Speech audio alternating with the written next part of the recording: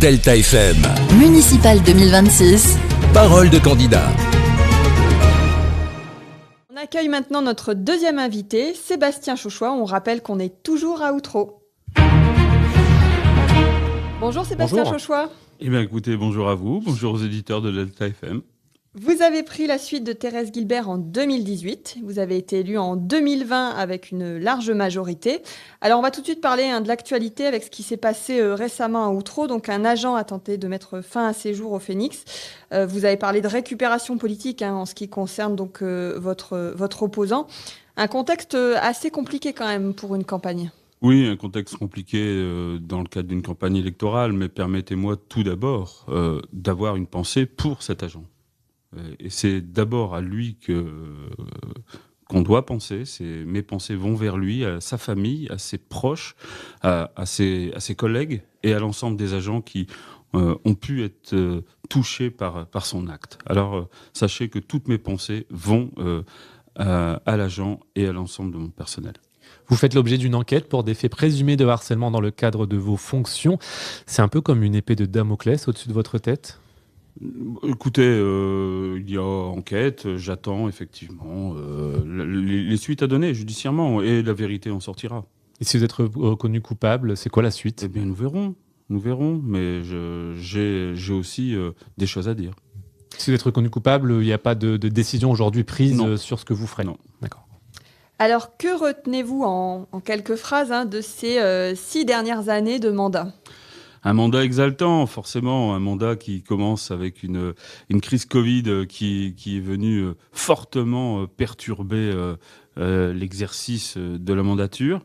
Une crise Covid qui a été suivie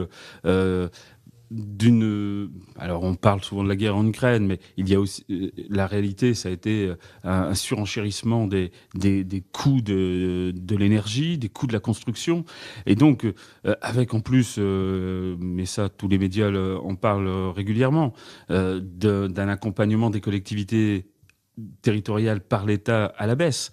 Donc des dotations diminuées financièrement, donc un contexte budgétaire difficile, et pourtant, je pense que, et le bilan que nous présentons à la population le démontre, et pourtant, nous avons fait avancer cette commune et nous sommes fiers du bilan qui a été déjà présenté aux Outroloises et aux Outrolois. Une thématique qui revient dans quasiment tous les programmes des candidats, la sécurité. C'est une délinquance en hausse dans votre commune depuis 2021, légèrement en hausse. Est-ce que vous avez des propositions, des nouvelles propositions en tout cas, pour améliorer la sécurité dans les différents quartiers de votre commune ? Alors légèrement en hausse, il faut aussi relativiser, puisqu'il ne faut pas non plus les chiffres de 2024. Indiquer que la ville d'Outreau connaîtrait plus de faits de délinquance que les autres communes. Et que Outreau aurait été dégradé d'un point de vue sécuritaire, ce qui est complètement faux. Et je vous invite à aller voir aussi, je rencontre régulièrement les autorités, commissaires de police notamment, les chiffres de la délinquance à Outreau, et notamment les derniers, sont plutôt bons. Il ne faut pas non plus dramatiser, même si, encore une fois, la sécurité est un élément important. Et nous ne le négligeons pas. D'ailleurs, le bilan le montre et les projets les montreront aussi. La sécurité est un élément important, mais il ne s'agirait pas qu'on caricature en disant qu'Outreau est la seule ville impactée par les faits de délinquance. C'est pas la seule, non. Mais effectivement, les chiffres 2024 qui ont été rendus officiels démontrent une légère augmentation. Il suffit d'ouvrir n'importe quel média et vous verrez qu'effectivement, on peut regretter une montée des violences, une montée de l'insécurité. Alors du coup, vos propositions, est-ce que dans votre programme, vous pensez à des choses au niveau de la police municipale, des dispositifs ? Est-ce que concrètement, vous avez de nouvelles idées ? Alors là aussi, ne caricaturons pas les choses. La police municipale, c'est un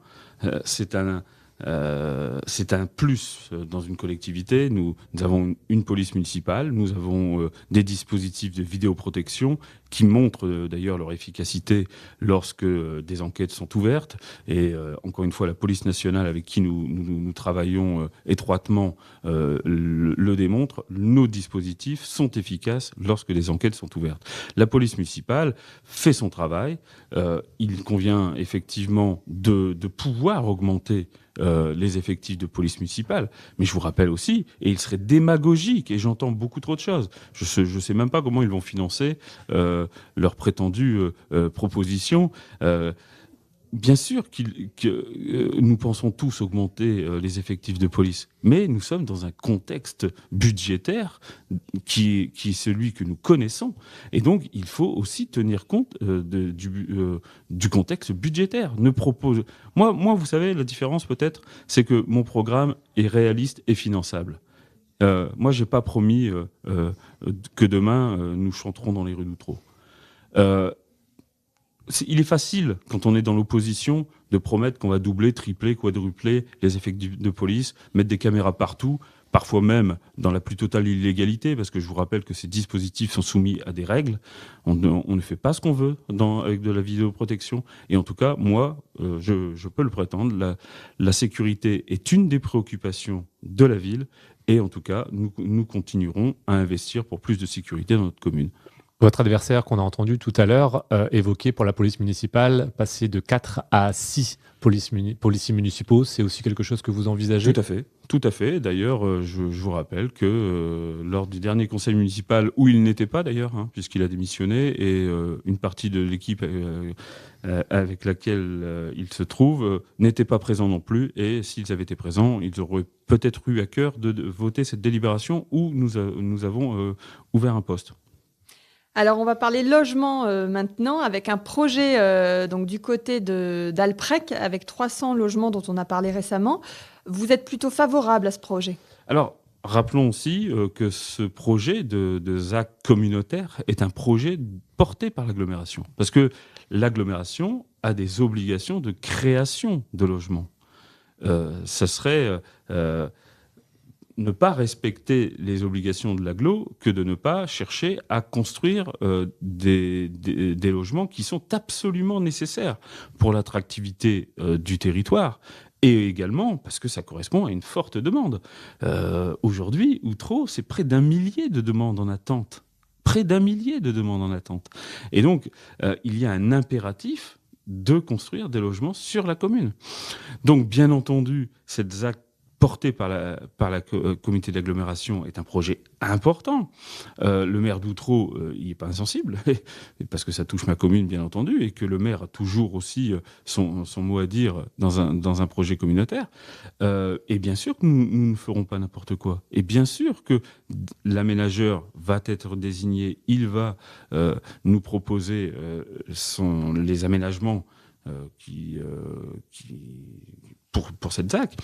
Bien entendu, nous ne ferons pas n'importe quoi. Et ce sera dans la concertation avec les habitants. Il faut rassurer les habitants, leur dire que, bien entendu, nous ne construirons pas n'importe quoi sur ce terrain. Alors, on va continuer de parler un petit peu de votre programme. Sur quoi mettez-vous la priorité pour le prochain mandat, si vous êtes élu ? Alors, c'est difficile de choisir une priorité, tellement... Voilà, quand on a à cœur de gérer cette ville et la passion qui est la mienne pour Outreau, c'est difficile de choisir une priorité. Bien entendu, il y a l'ADN qui est celle de la commune, l'éducation, le bien vivre ensemble, le sport, la culture.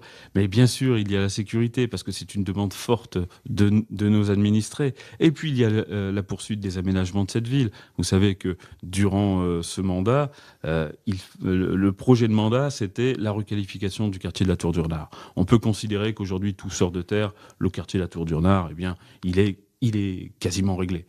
Le projet de mandat, ce qui sera proposé, c'est la requalification totale du boulevard de la Liberté. En fait, du collège Jean Moulin, ce carrefour qui est un peu anxiogène, jusqu'à l'autre carrefour qui est celui qu'on va qualifier, sans faire de publicité pour qui que ce soit, mais qu'on va appeler le carrefour de la Bricotine, qui est un autre carrefour anxiogène, qui est sur Boulogne, en partie, sur Outreau, sur le Portel. Donc en fait, on travaille sur une vaste requalification du boulevard de la Liberté, sur 3 communes, mais avec un foncier qui est essentiellement sur Outreau. Voilà, pour requalifier ce quartier où il y a beaucoup d'habitations, où il y a des commerces qu'il faut préserver, un linéaire qu'il faut apaiser. Il faudra y intégrer des pistes cyclables. Il faut c'est-à-dire la poursuite cyclable parce que Nous avons liaisonné aujourd'hui jusqu'au collège Jean Moulin et aux pistes que vous avez sur le boulevard Kennedy. Aujourd'hui, il conviendrait de liaisonner entre le collège Jean Moulin et les pistes cyclables qui sont sur Boulogne.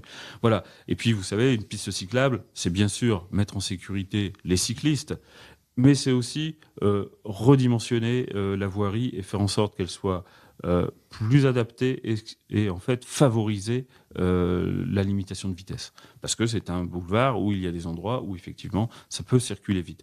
Donc en tout cas, parce que tout à l'heure on parlait de sécurité, la sécurité c'est aussi les aménagements urbains qui permettent que le piéton, que le cycliste soit le plus possible en sécurité. C'était la dernière question. Merci Sébastien Chauchois d'avoir participé à cette émission. Eh bien merci à vous, bonne journée. On ne compte donc pour l'heure que 2 listes à outro. Merci Rémi, c'est la fin de cette émission. Merci à tous de nous avoir suivis. On vous rappelle que les élections municipales se tiendront les 15 et 22 mars prochains. En attendant, toutes nos émissions Paroles de candidats sont à retrouver sur Delta FM et en vidéo sur notre chaîne YouTube. Bonne journée.